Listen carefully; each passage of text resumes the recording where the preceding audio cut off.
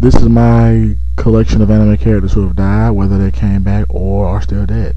At number 10, we have Minato Namikaze. He's the father of Naruto and the fourth Hokage. I think he's a good character because he protected the village, sacrificed his life, and he also gave Naruto the power of the Nine Tails. So he's a pretty kick-ass character to me. At number 9, we have Genji, the shocker of the list. Now, I put him on the list because I think that he really wanted a normal life. He just couldn't really get the normal life that he wanted, but at the same time, he's a very, very good character.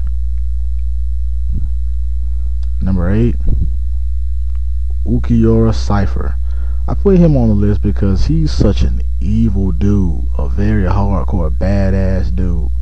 But in the very end, at the very end, when he finally does die, he discovered what it means to have a heart.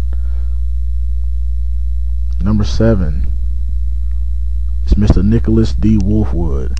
Now I put him on the list because he adopted Vash's, train of thought towards the end when he fights Chapel, only to be killed by Chapel.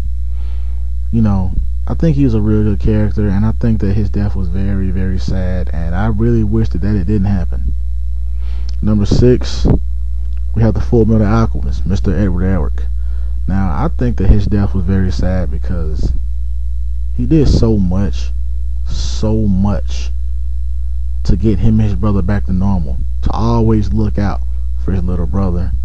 But in the end, it just seemed like it wasn't enough. It just wasn't enough. Number 5, we have Mr. Spike Spiegel from Cowboy Bebop. Now, I think his death was very significant because not only was he a kick-ass character while he was alive, but in the end it's a toss-up to whether or not he's really dead. And the fight between him and Vicious was just awesome. Considering the fact that they were once friends, you have to put this on your top list whether you like the show or not. But I love it, so it's on here. Number 4, we have a bit of a shocker on the list. It's Makoto So from Canon. Now, I put her on the list because she was a very, very dynamic character in the show to me. I felt as though she was the little sister that Yuichi, didn't have, but needed. And this was the first time I watched an anime, and I was actually moved to tears by the death of a certain character. So that's why she's on my list.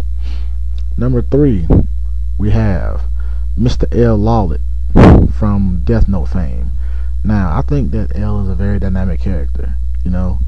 He's very smart, he's awkward, he's weird looking, but all in the same, he's a very, very bright dude. He suspects Light of being cured early on from the series. And I feel like his death just came so swiftly that even though it was expected, you didn't expect it to happen like that. Number 2, we have Father Alexander Anderson from Hellsing. Now, this character doesn't die in either of the incarnations of the anime, but in the manga, he does die.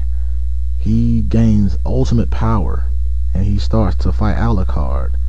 And throughout the fight, he succumbs to the wounds that he has and dies. Now, I think his death was sad because he was the only character who I felt could understand Alucard or even match the power that he had, but now he's gone. And finally, my number 1, Lelouch VI of Code Geass. Now, I feel like he's the number 1 character because, he's smart, he has the power to control people at will, and he died giving people freedom. But I feel like his death is sad because they do not know that the freedom and respect that they have for each other now is all because of this man's sacrifice. Well, thanks for watching, and please remember, subscribe.